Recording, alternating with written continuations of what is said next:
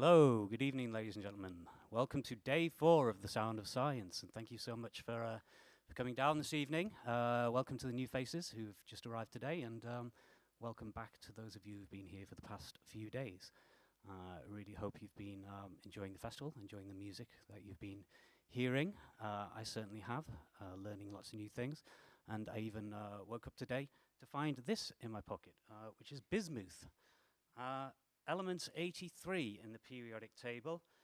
It melts at 271 Celsius, and I was also informed it's radioactive, so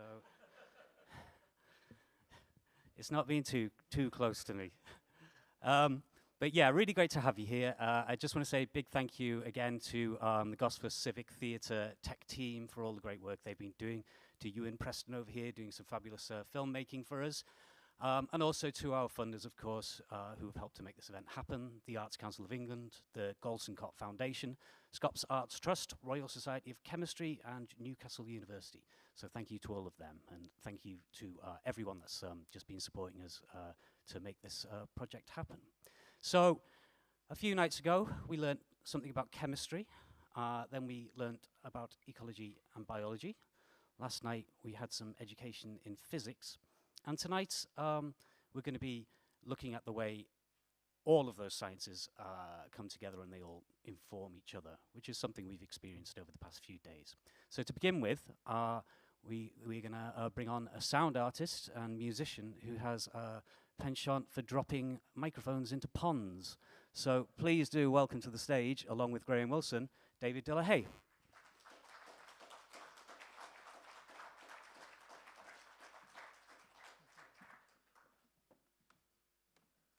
Hi, good evening. I'm not going to speak too much because this is kind of a presentation performance. So halfway through, there was going to be a documentary on which will kind of explain the whole process behind this. But yeah, needless to say, it's an exploration of the sounds that we don't usually hear because they are submerged in water.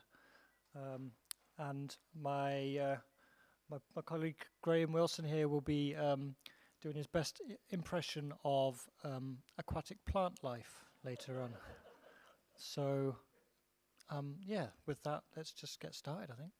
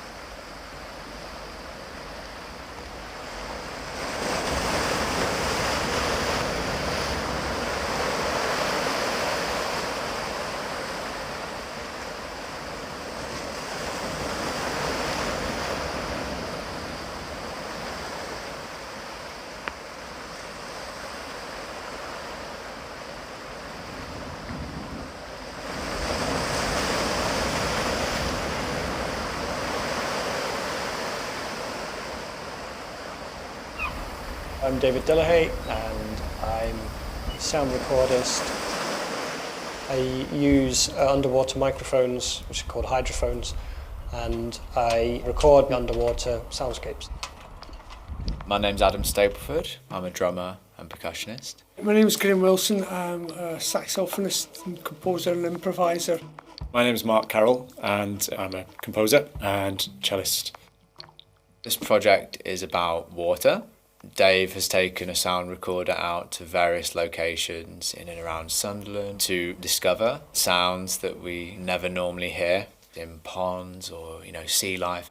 The recordings all came from Sunderland, from the marine areas around Sunderland Marina and Roker and the pier, right down to Ryhope and Hendon as well, and then followed the river. We've also got inland and more urban kind of pond environments around the winter gardens especially. I wanted to connect those field recordings to musicians who could interpret those field recordings. David invited myself and two other musicians to respond to some field recordings through improvisation. They all come from different backgrounds of improv. So Mark is the cellist, and he's more from a contemporary classical background. Graham Wilson is from a more free jazz background, and Adam Stapleford is from a post-rock kind of genre. And it was great to be able to bring together those different genres and present them with materials that I thought kind of mapped well onto their skill sets. I came with this sort of cynical idea that it would be a sort of an abstract starting point. Isn't water lovely? I mean, I'm a composer, composing is entirely abstract. What I wasn't prepared for was the actual sounds that he gets. David selected a sample of the field recordings that he's been making and sent us each 6 different little clips of sound produced by different organisms underwater. Dave deliberately gave us the sounds with no context. They weren't labelled, so they were just 6 random soundscapes, and we were asked to listen to them. I like that he kept that knowledge from us, just to let our imaginations do the work. Mark had most of the marine and rock pool sounds. Graham, the sax and the connection of the reeds and plants, so he ended up with all the plant sounds. And then Adam, as the drummer, ended up with the invertebrate rhythms. Having gone into the studio altogether, he started to reveal bits and pieces of what this stuff actually was.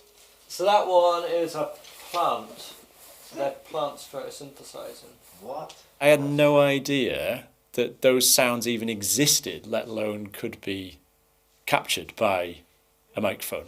If a plant is producing oxygen underwater, then it's making bubbles, and that makes a sound. And to hear that pattern of sounds as if you can imagine a build-up of pressure, so literally pressure of oxygen being produced, and then it goes... There are some amazing moments in these recordings where stuff ends up sounding like a synthesizer or something that was incredibly processed. One of them was just this sort of regular scraping noise, which is apparently snails eating. I would not have guessed that before, so those kind of things. We're talking about a very little known microcosmos of things making sounds that you just can't hear unless you get the right kind of microphone and get it in the right place. And then suddenly you hear these things. So it's not about having to sort of imagine, what's it like being a plant in a pond? Literally, they make sounds and you can listen to them. And that in itself is a very exciting experience. The sounds are largely undocumented in freshwater habitats, which amazes me. We traditionally think of music as being based around harmony and rhythm, but when listening to these underwater environments, it became apparent to me that most of the sound is more timbral. There's not really a sense of tonality. That became sort of a musical language that I really wanted to explore. So I was really curious about how people might interpret that. The idea was that we would improvise with those sounds in mind. And I suppose your first temptation might be to think, can we make that sound? But it's more about thinking about an artistic response. What kind of things does that suggest you could do with your instrument? What can you do that corresponds to that? I think my initial thoughts were that sounds like a musical challenge. We'd normally be thinking a lot more about pitch and tonality and melodies. And there isn't really any of that in the soundscape. It's trying to think what other sounds that saxophones can make. That's very different from any improvising I've done before. Taking something that already exists and trying to be inspired by it and evoke something of it, but without just going, let's see if I can just copy that, make it musical as well. We've possibly each picked up on some of the things like the periodicity of things. Things that are making sounds in the water are making them repeatedly, regularly. Even the process of accumulating my kit has been really fun. A normal drum kit, I just knew wasn't going to cut it for this sort of thing. So I went to all my mates in the area who've got all sorts of wonderful percussion gizmos, and I got all of these shakers and all that sort of stuff to try and replicate these sounds. And then we've gone into the studio, set up a few mics. Dave sat there in the middle with his headphones, listening to everyone. We'll, listen to the samples that he sent out again just to get in the zone, and then try and do improvisations. Those sessions were incredible because I had my standard field recording kit with me. And I was perched in my normal way with my headphones on and just kind of often eyes closed, just listening to what's going on around me. And it felt like I was actually out in the field. This strangely familiar yet entirely unfamiliar sounds all pouring in through the headphones. It was really quite magical. The biggest surprise really was how they took on board, and it felt like they listened really closely to the recordings. It was just really sensitively done. It's really intuitive. I've honestly tried to not overthink it too much. The way water moves is just an intuitive process. If you put water into a glass, it just becomes the glass. And that's really what I'm trying to do as a drummer, and hopefully just really tune into the sort of natural dynamic rhythms that stem from water and its movements. I'd really like people who are listening to this to not be able to identify where the natural soundscapes end and the musical instrument playing begins. Pond sounds are quite captivating. I'm hoping that the audience will be as captivated or as intrigued by the soundscape we're making as you are by the pond sounds. So I'd hope that we're creating something that sounds organic, that sounds like you're in a place rather than in a piece of music. It would be nice if people go away with the full spectrum from, on the one hand, being able to enjoy that act of discovery, which is listening to people improvise sounds live, right across to going, oh my goodness, I had no idea that all these sounds existed. The point of this project is to create that dialogue between humans and non-humans, and that relationship that we live in a shared ecosystem. It's about giving a voice to all those ignored and quiet things that don't get heard.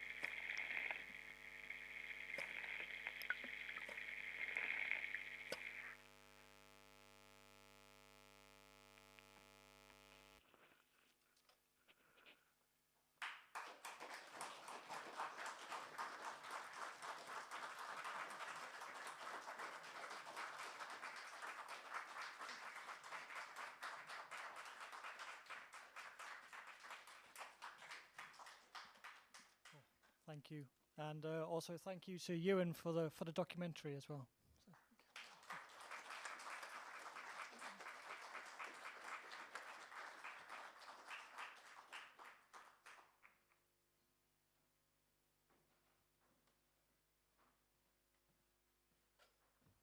Okay, thank you, David, and thank you, Graham. That was really wonderful. Thoroughly enjoyed that. We're just going to have a short little interval now so we can rearrange some microphones, get some chairs out. There's going to be a little bit of a panel discussion with the Shapes of Time, and then they will be performing their music for about an hour. So you've got time to get yourselves to the bar and get a quick drink if you'd like to. Thanks very much.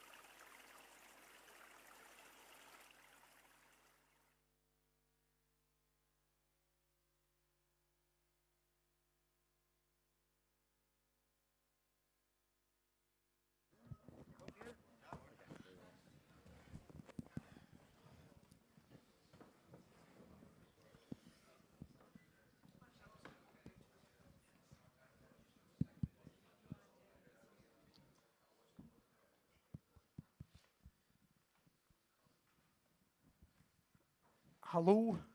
Excellent. The microphone's working.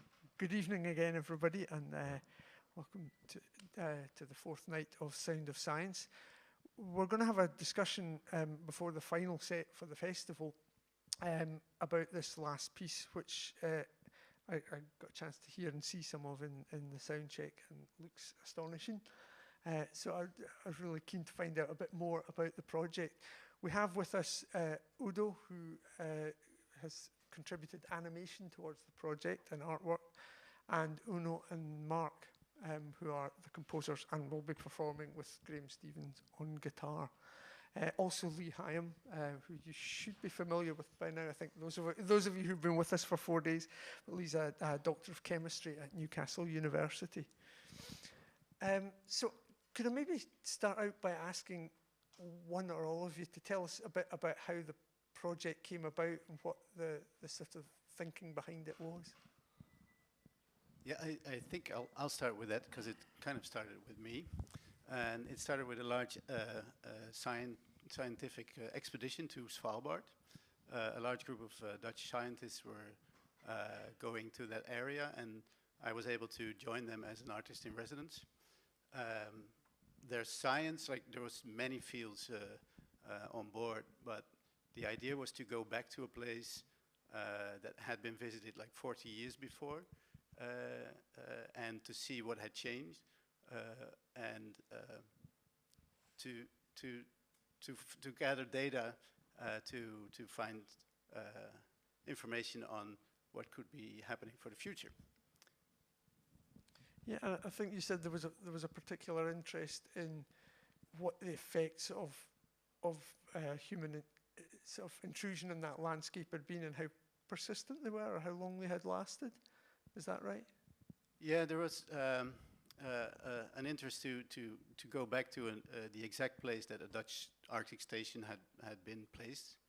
So people had been coming there for a while, and then it was taken away, and people hadn't been there for a while. So there was a large interest to see what is actually the effect of people being there present and then having not been present there for a while.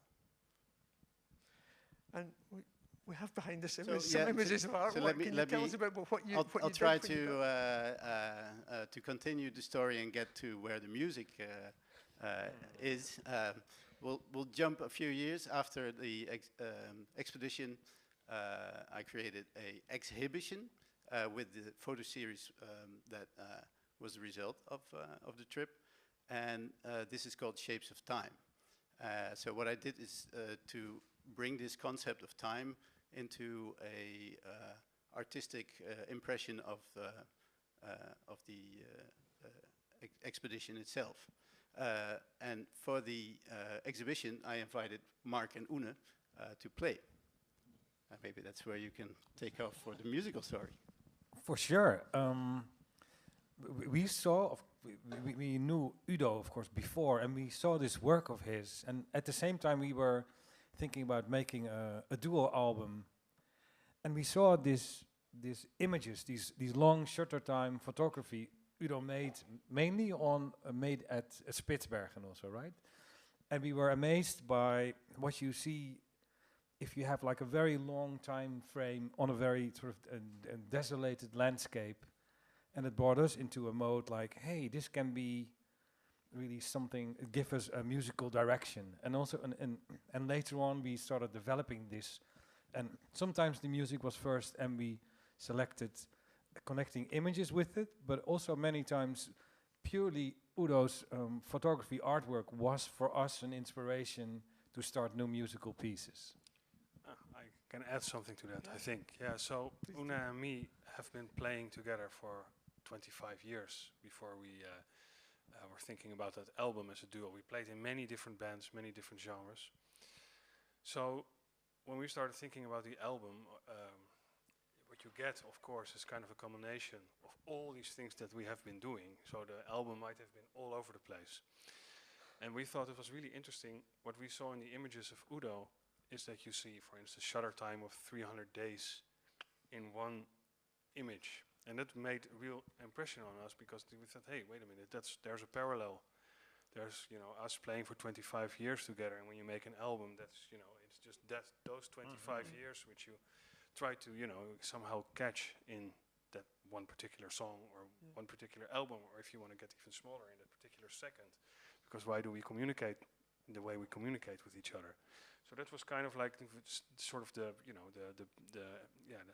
imagination and the poetry we saw in those images that really evoked quite a lot in the whole process. And so that's really, I think that was really the start, how we thought like we need to do something with these images. We need to base our music on these images to get the right focus and to get a clear direction in where we want to take this musically. Can I ask you a bit about that? About you as composers and thinking about music, and you're obviously very inspired by the images that have come about and thinking about the scientific work behind them. How do you go about trying to create music that captures that or represents that? What kind of things do you have to do, and how is it maybe different from other music that you would have made if you'd just been writing music as a duo? I would think also in these images, for me, time has a very different meaning. For instance, you could see all the sunbeams which has been collected in all this time. So also you could see that's the contrary of big city music. We would really think of music which has a deeper breath. Well, who knows? It's improvised music, so we might end up playing very hectic at some point. But the idea behind it was that we give things space and time to exist, and sort of a bit of a contrast to today's world where we have lots of flashy, quick clips, and we thought we'd just take our time and stretch things. Does that give an answer to your question? Yeah, no, that's really interesting to know. Yeah, and I think it was also really, everybody, like of us, but also Rafael Vanoli, a guitar player who was also a guest on our album. We all had, I think, we were influenced by the images in our own way. And, for me it was, I think, different than for Oene. For Rafael, the way he contributed, I think we all somehow related to it in a sort of a common ground. But at the same time, I think we were really free to associate and do something with it. And sometimes, like Oene said before, it was really the image that was the start of a composition. But I have written one piece for the duo, and that piece was already there, and somehow I could totally match it with one of the images, and that's the first song of the album, so that was also possible, so. Can I ask, have the scientists that started this whole process, have they heard the music, or? Yeah, absolutely, yeah. We've performed Shapes of Times many times during 2018, 17, and then we were supposed to be here, I guess, to 2020, which is postponed to now. But yes, they've seen it and heard it, and also during the process they have been involved. The man we actually see right now, he's the manager of the Dutch Arctic Station, and I actually still keep sending images to him or photographs to him, so we kind of continue the project on a personal basis. And I guess it's also changed the way I was actually making the images, because before I was just using cameras that have like a round back, so the image would be like distorted very much. And the sun's track is actually written on it, but it's distorted. So the question the scientists had for me is like, this is great, but it's of no use to me, because I cannot measure how the sun is actually going. Can you actually make an image that will portray the sun as it really goes, as it really works, as it goes past the sky in the northern atmosphere? So that's when I started to look for pinhole cameras, or create pinhole cameras that would actually do that. Yeah. Speaking of scientists, I'm aware I'm hogging the conversation, but I should perhaps ask Lee, have you got any questions or thoughts on this from a scientific perspective? One of the really interesting things with science is trying to bring the big picture problems, the global challenges that we've got in energy and climate change and medicinal chemistry. So I'm a medicinal chemist myself. If you develop a new drug, you need people from different disciplines.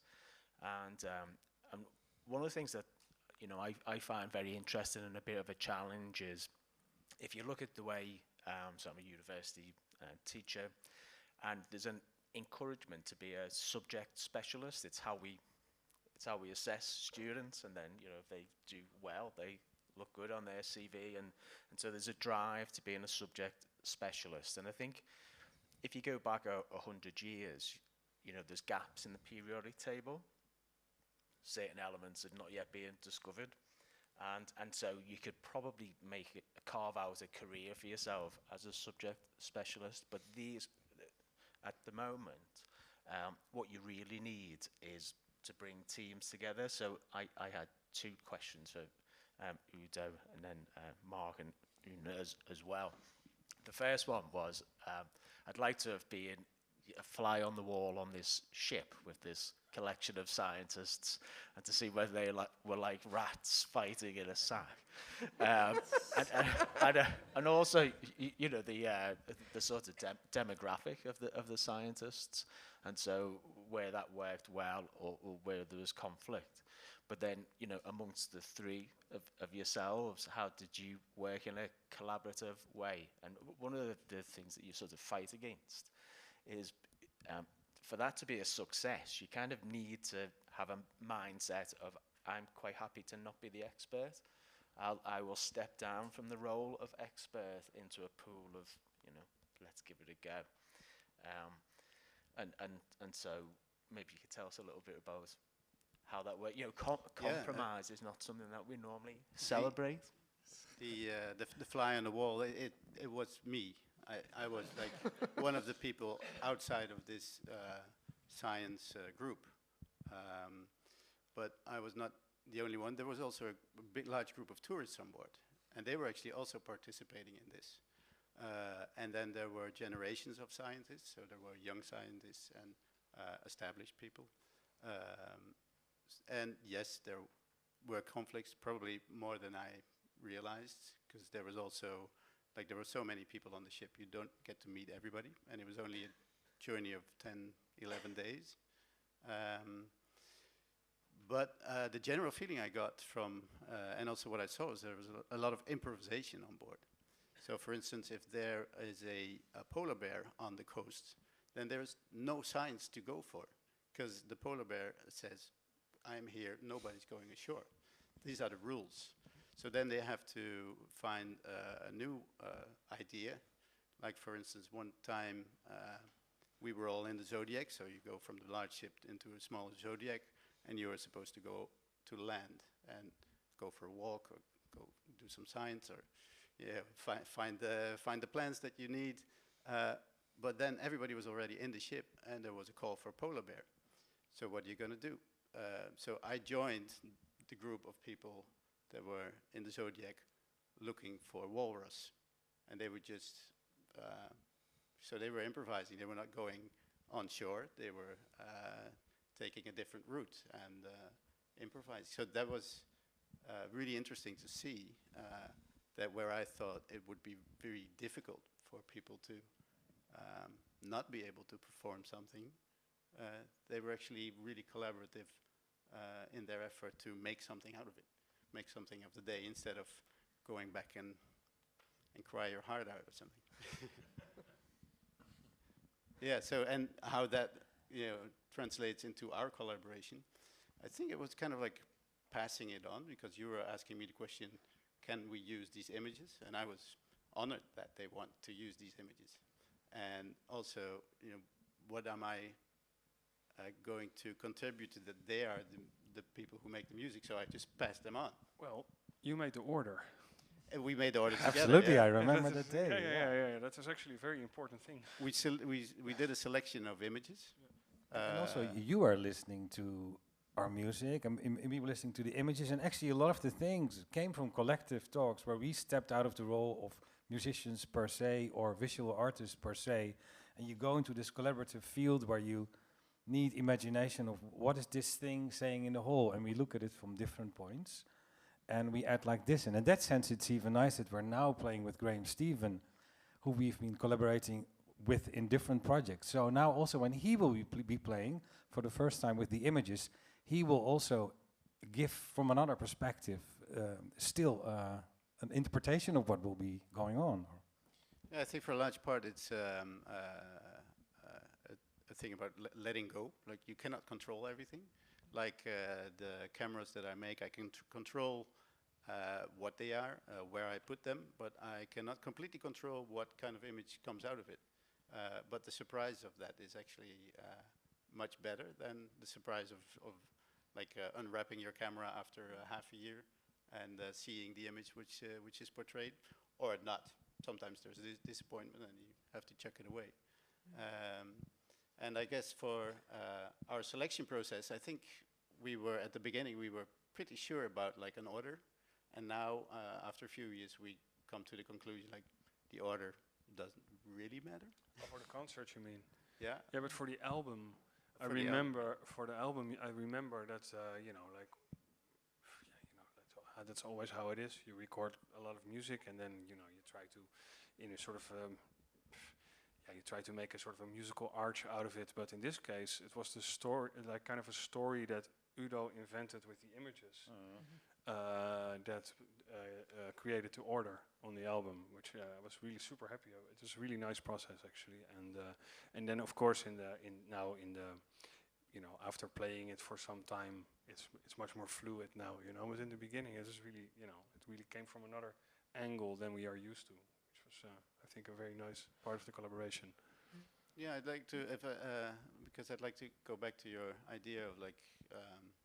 How does it? You know, how do you collaborate, or how do you work together, and what you can sort of take out of this process from a scientific point of view? Maybe that idea of letting go and letting other people enter your world, your ideas. Like the tourists on board, they all had ideas, and actually, I think many scientists took ideas with them into like on the spot or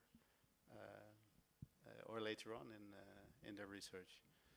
So that's and that was a really great feeling just to open up, and also for me, like to open up. Like I thought, I'm going to make these images, and then somebody says, but you know, doesn't work for me.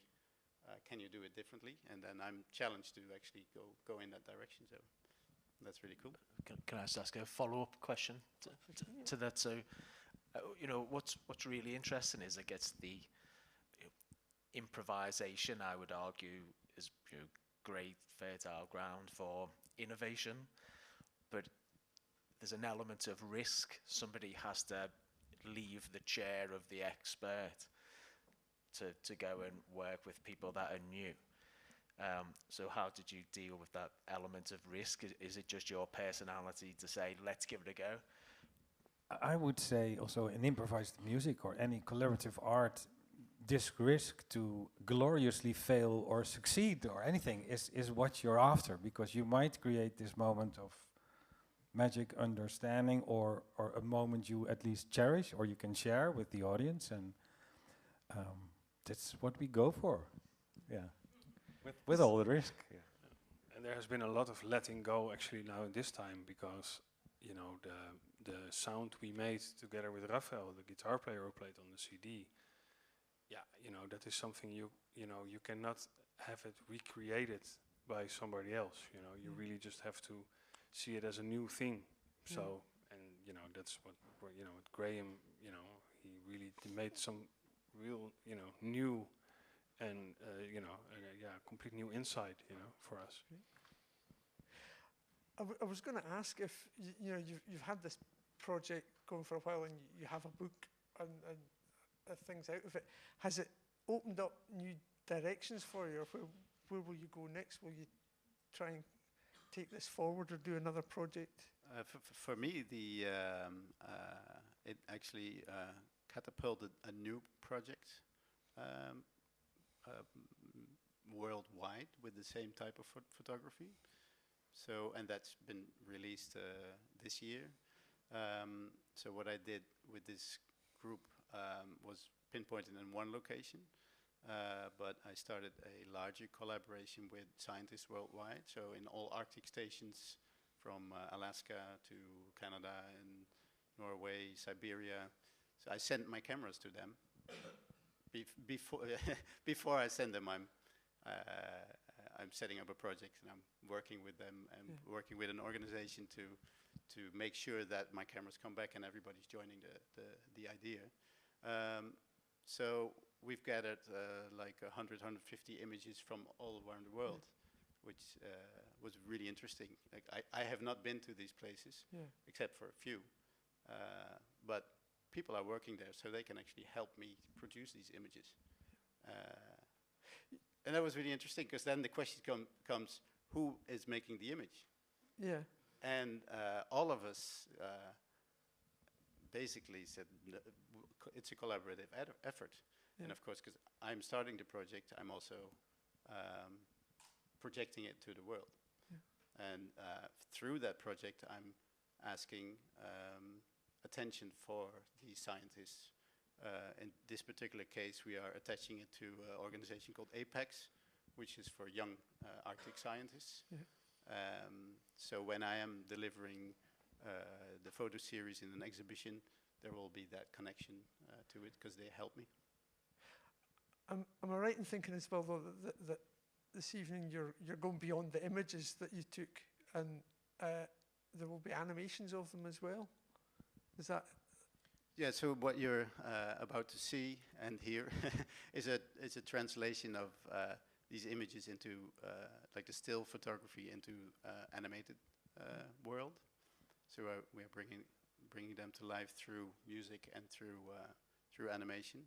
And basically, in each image, there is the sun present as a track through the sky, or many more tracks. So if you have the camera open for like 3 months, there will be many solar tracks. If it's like 1 or 2 days, there will be just one.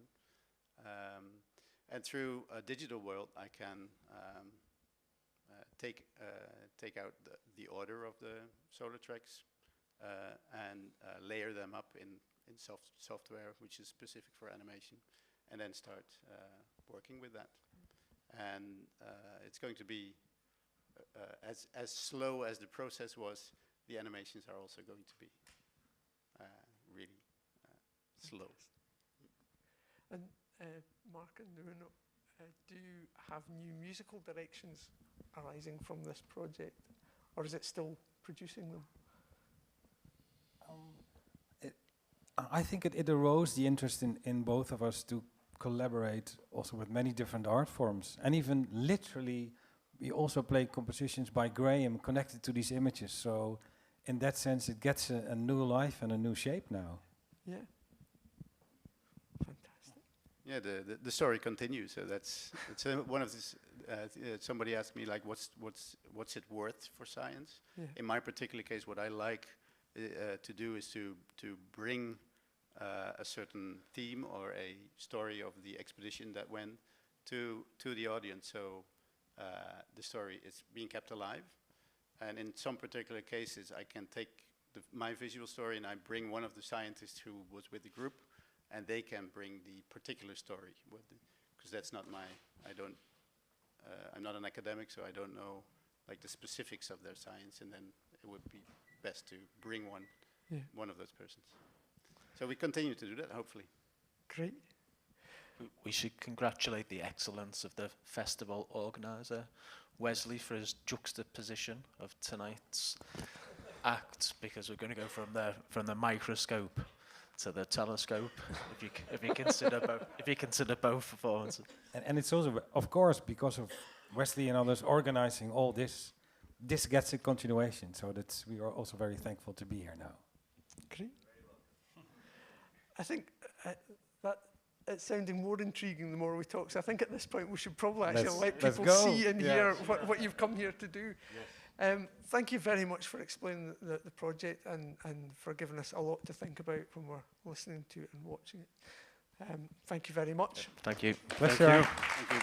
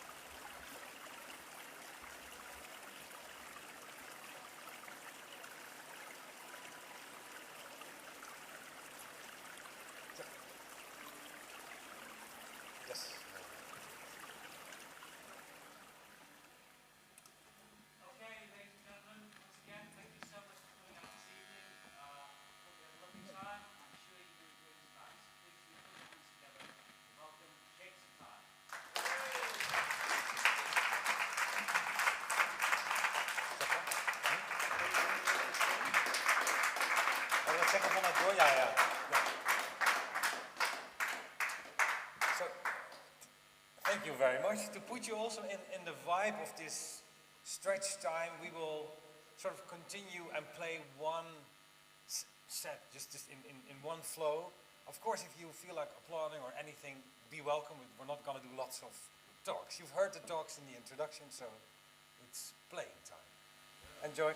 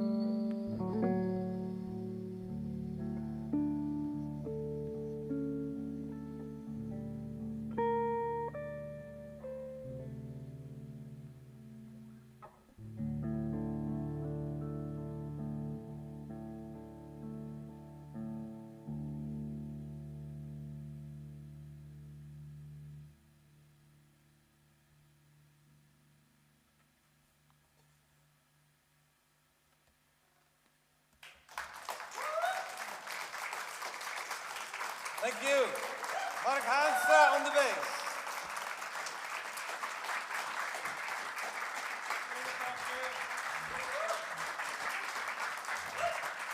Graham Stevens. Udo Prinsen.